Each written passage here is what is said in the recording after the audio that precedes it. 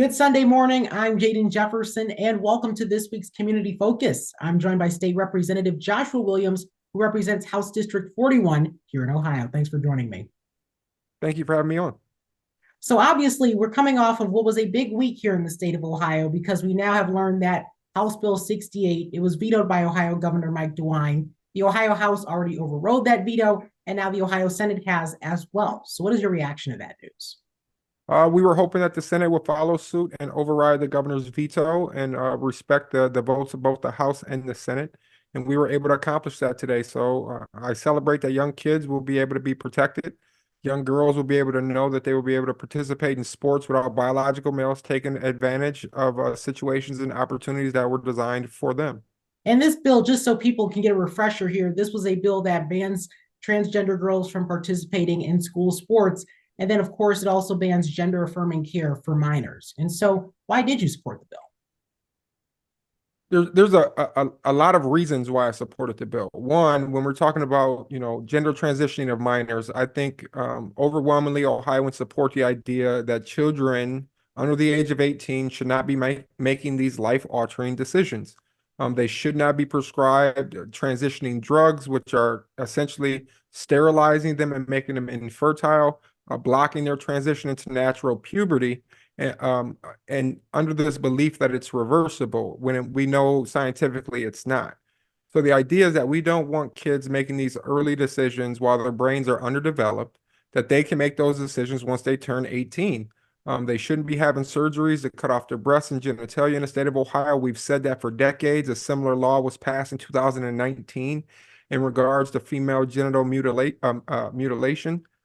So that was a no-brainer for me that we need to protect children. And it's kind of standard practice here in the state of Ohio to say that kids under the age of 18 shouldn't be making adult decisions. And that was something the governor agreed with in his veto announcement. But one thing he didn't agree with in the bill was that ban on gender affirming care. And so, kind of talk about the governor's decision here because he had mentioned that for him, it was about the conversations that he had with families, with a lot of families and youth that said that this saved their lives. And so, what kind of is your perspective? Because obviously, you don't see eye to eye with the governor. I don't see eye to eye with the governor. One, the governor said he agreed that we should be banning surgeries under the age of 18, but then he went on to say that surgeries weren't being performed here in the state of Ohio. But there was a caveat that he left. He said in our hospitals. But we've shown time and time again that there are private institutions, private clinics that are doing double mastectomies on girls as young as 16 years old in the state of Ohio. We've proven that. We've proven that doctors are prescribing gender transitioning drugs to children as young as 9 years old. We've proven that. This is not debated anymore. We've established that here in the state of Ohio. So when it comes to those gender transitioning drugs, and the governor may not have done a lot of research in regards to what those drugs actually are, and believe some doctors that push the idea that these type of drugs are 100% reversible. We know that that's not true. That if a young boy does not go through natural puberty to become a young man, he will never go through puberty and become a young man. So the idea is that they shouldn't be taking these drugs before the age of 18. If you want to make a transition once you become an adult, that's your right, that's your prerogative. But as a child, we should be directing kids towards mental health treatment and counseling as they go through these difficult decisions moving towards adulthood. And obviously, there are already people, kids in the state of Ohio that have had gender affirming care. And so, what would be your message to those youth and their families? Um, that if you're grandfathered in under this rule, so if you're already engaged in gender transitioning drugs and treatment, then you are allowed to continue. We're not going to stop what has already started. The damage has been done.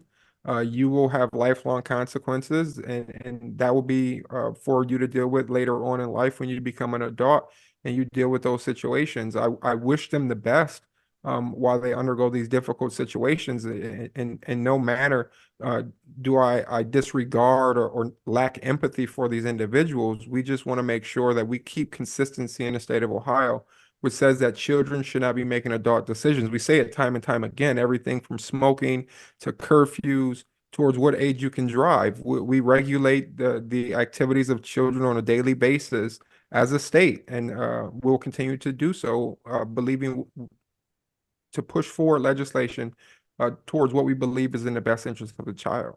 Like many issues nowadays, this has become something that's become political. And obviously, there is that frank divide there because obviously, this was a vote recently with the Senate that was along party lines. And so, what would be your message to Ohioans that are just polarized by the politics? Because it definitely has become something that's political when this involves real people.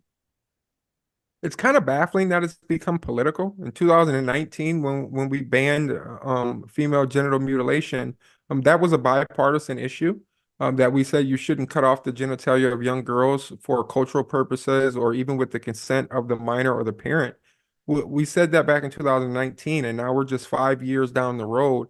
And now there's this idea that there's no age limit to when a child can transition. There's no age limit to when you can give them these puberty blockers and these chemically castrating drugs or even prescribe surgery. I don't understand why it became a polarizing issue, but here in the state of Ohio, I don't believe it's a polarizing issue. When we look at the polls, overwhelmingly 60 to 70% of Ohioans believe you shouldn't be transitioning kids under the age of 18. And 60 to 70% of Ohioans believe that males should not be participating in young girls and young women's sports. This is overwhelmingly decided by the voters in these polls. If there's any contention by the other side, put it up to a constitutional vote. We did it with abortion. We did it with marijuana. If you want to put this up to a constitutional vote, I guarantee the voters will come out and overwhelmingly tell you they don't want kids going through these surgeries and these transitioning drugs. What do you think is next with regard to this issue as a whole? Do you think that more legislation will be coming down the pipe? I think what's going to happen is there's going to be litigation. There's going to be lawsuits filed. That's always the track. When the left doesn't get what they want here in the state of Ohio, is they file lawsuits. They try to get an injunction to allow more kids to get placed on these drugs. And that was one of my concerns to the sponsor by adding in this grandfather clause, was that we don't know how many kids were able to get on gender transitioning drugs since the House and Senate passed it originally and the governor vetoed it. That grandfather clause that was added in the House is kind of a poison pill because now if there's an injunction in court, if kids sign up, and we've seen reports from parents that doctors are telling parents that if your 6 and 7 and 8-year-old is considering or doubting their gender, get them on these drugs now because by law they will be protected if they want to pursue those drugs in the future. So I think there's going to be a long, drawn out legal battle about whether or not this is constitutional or not, but I believe we have the right to regulate this issue when it comes to minors. We just talked about how this has become a political issue, but you just mentioned that the left will be addressing these through lawsuits. Do you think that that is contributing to why it's political? Yeah, I think there's one particular, I don't even think it's a party. I think it's a section of a party that is very vocal within that political party that is pushing this agenda nationwide. And I think that's pretty apparent. I've talked to some of my Democrat colleagues in the House.